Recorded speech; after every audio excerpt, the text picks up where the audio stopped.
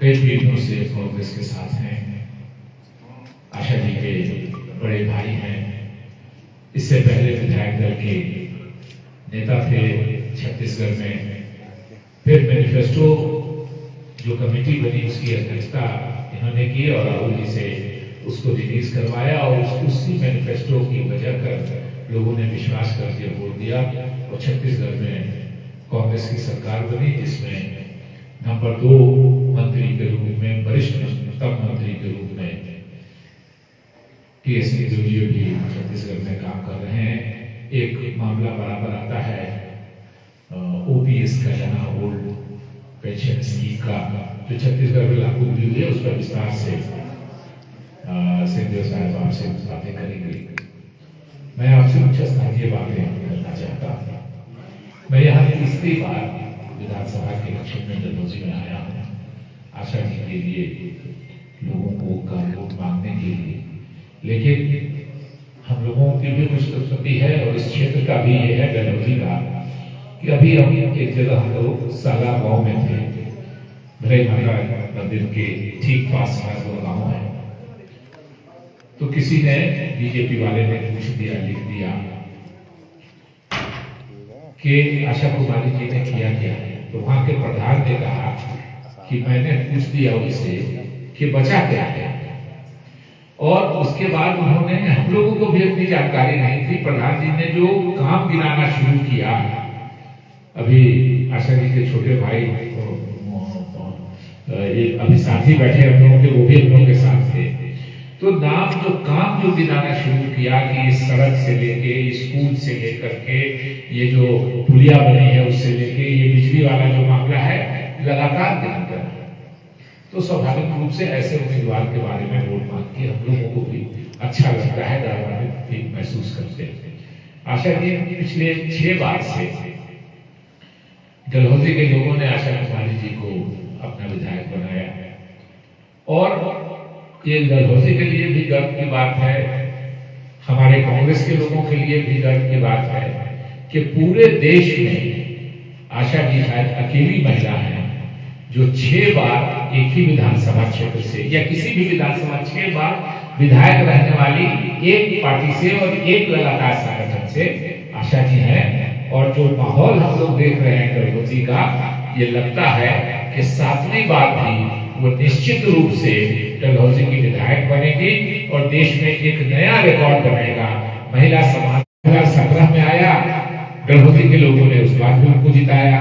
मैं 2022 में आया हूँ और माहौल जो लगा, लेकिन इस बार एक विशेष बात मुझको नजर आती है, वो ये कि लोगों में जो जोश और उत्साह देख रहा हूँ मैं, जो महिलाओं में उत्साह है, जो युवाओं में उत्साह है, मुझको लगता है कहीं न कहीं, और ये बात हम लोगों के भी दिल में है कि इस बार लोगों के मन में हो गया है कि चूंकि अभी भी 6ठी बार में ही आशा जी सीनियर मेंबर है, सीनियर मोस्ट मेंबर है विधानसभा में हिमाचल के, 7वीं बार जीतने में कांग्रेस की वो सीनियर मोस्ट मेंबर रहेंगी, तो मुख्यमंत्री का उनको पद मिलेगा, ऐसा डलहौजी की जनता के मन में आशा है।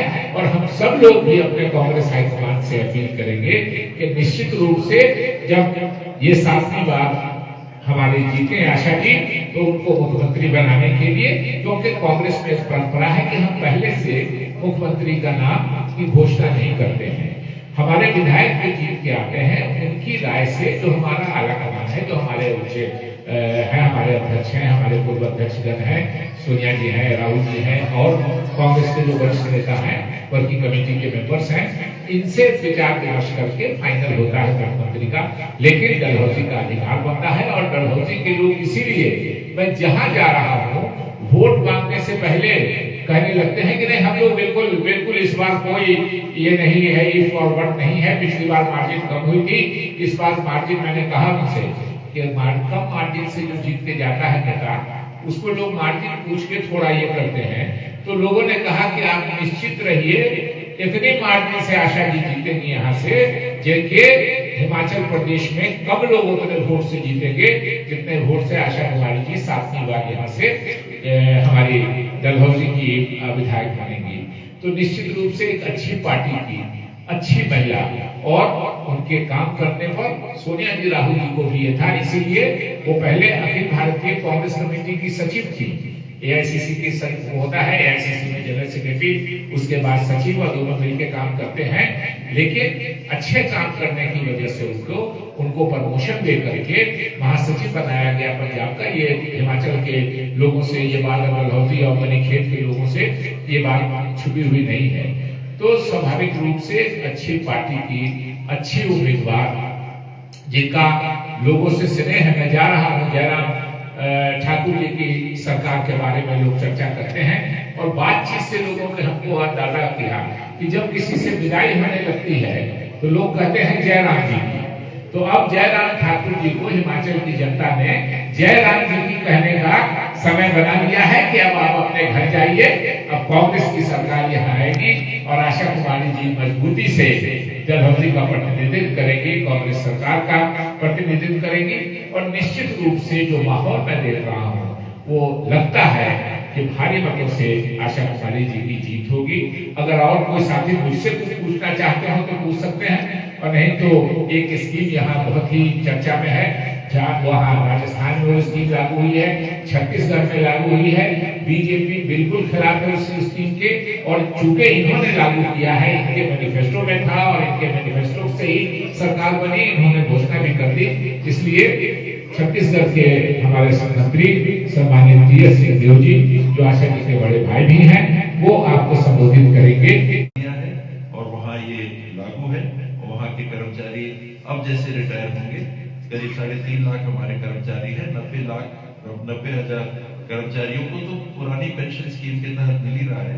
शेष जो हमारे स्टेट गवर्नमेंट के एम्प्लॉइज हैं उनको ओपीएस की सुविधा रिटायरमेंट के बाद मिलेगी।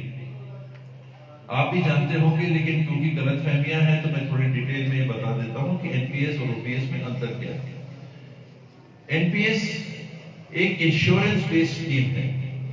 कर्मचारी से 6 या 7% उनकी तनख्वाह से पैसे जमा कराए जाते हैं। जैसे आप लाइफ इंश्योरेंस कराते हैं और आप प्रीमियम जमा करते हैं, ये राशि बतौर प्रीमियम के जमा हो जाती है। और छत्तीसगढ़ में राज्य सरकार, अलग राज्यों की अलग प्रीमियम हो सकती है, 10% एम्प्लॉयर प्रीमियम जमा करता है, और ये राशि जमा होके एक ये पेंशन फंड जो बना हुआ है इसमें राशि जमा रहती है। और रिटायरमेंट के बाद में कर्मचारी को, अधिकारी को ये राशि मिलती है। स्टेट गवर्नमेंट के क्लास 1, 2, 3, 4 जितने भी कर्मचारी हैं उनके ऊपर ये लागू है। और जैसा मैंने बताया कि इसमें 2 मापदंड क्या है, ये भी एक प्रश्न आया है ओपीएस के संबंध में कि पैसे कहां से लाएंगे। तो जो लोग ये सवाल पूछते हैं कि पैसे कहां से लाएंगे, कम से कम लोगों को गुमराह किए बिना लोगों को ये बताना तो चाहिए कि 10% राशि तो राज्य सरकार पेंशन फंड में ऐसे ही जमा कर रही है।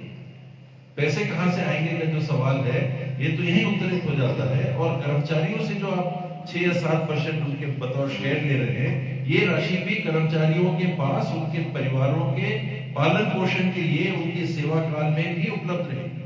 यानी आप उनके जेब से भी पैसा ले रहे हो, सरकार भी पैसा जमा कर रही है, और रिटायरमेंट के बाद बतौर एक पेंशन स्कीम के, एक इंश्योरेंस स्कीम के ये राशि कर्मचारियों को उपलब्ध होगी। ओपीएस में क्या होगा, जो राशि आज कटौती कर्मचारियों से हो रही है वो नहीं होगी।